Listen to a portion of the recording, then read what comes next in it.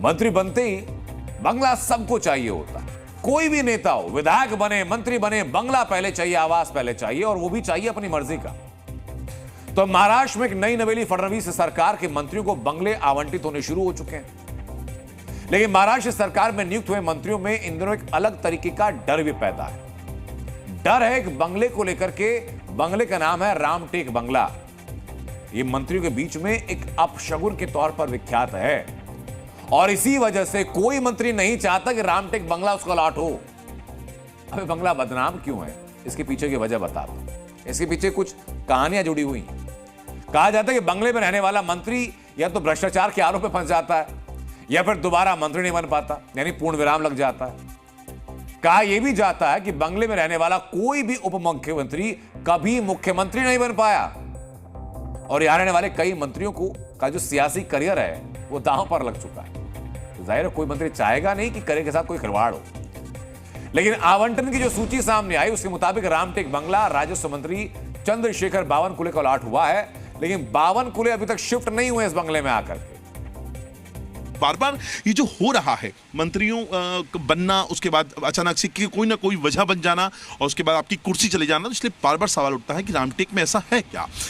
वास्तु के हिसाब से बात की जाए तो रामटेक का ये एंट्रेंस गेट है। मैं अपने आपको दिखाना चाहूँगा।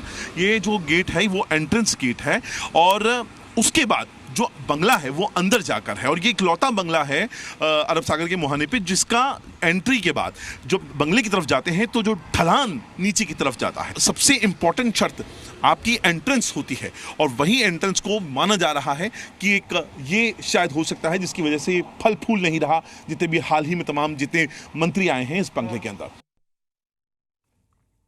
खबर यह भी है कि राजस्व मंत्री चंद्रशेखर बावनकुले अपने इस बंगले को पंकजा मुंडे के साथ बदलने की कोशिश कर रहे हैं। अब इस बंगले का इतिहास जरा आप जानिए। छगन भुजबल इसी बंगले में रहते थे, लेकिन भुजबल का नाम स्टैंप पेपर घोटाले में आया और छगन भुजबल को इस्तीफा देना पड़ा।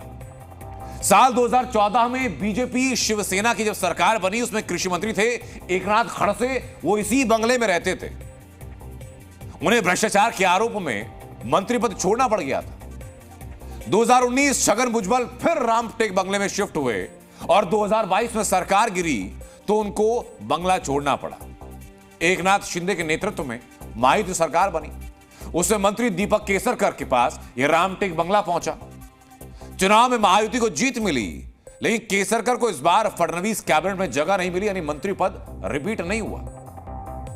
इसी तरह मंत्रालयों में भी कमरा नंबर 601 और 602 का डर है, और खास तौर पर 602। यह कमरा किसी भी नेता को अलॉट हुआ हो, जो इस कमरे में बैठा है उसे नुकसान हुआ है। कई मंत्रियों को 602 में आने के बाद मंत्री पद गंवाना पड़ा है। वास्तुकारों ने भी बताया है कि कहीं भी ढलान पे अगर आप घर बना रहे हैं तो वहां पर चाहे सृष्टि की दृष्टि से देखें, वहां पर बैलेंस नहीं रहता है, या हम आध्यात्मिक दृष्टि से या वास्तु की दृष्टि से देखते हैं, वहां पर हम देखते हैं कि स्थिरता नहीं रहती है। एक व्यक्ति आएगा फिर जाएगा, फिर आएगा फिर जाएगा, क्योंकि वहां पर बैलेंस नहीं है। जब जिस जगह पर वास्तु में बैलेंस नहीं होता है, आप देखेंगे कि जो कारण है, मुख्य कारण यही, जो इसका घर का इस ऑफिस का जो मुख्य द्वार है वो जो ढलान पर है, इस पे हमने रिसर्च किया। इस बंगले का जो कारण है वही है। कोई मनहूस कह रहा है, कोई इसका वास्तु ठीक नहीं बता रहा, कोई कह रहा है कि कहीं रामटेक बंगले में रहे तो मंत्री पद गंवाना ना पड़े, और इसलिए मंत्री इस बंगले में आने से या 602 में बैठने से अब डर रहे हैं।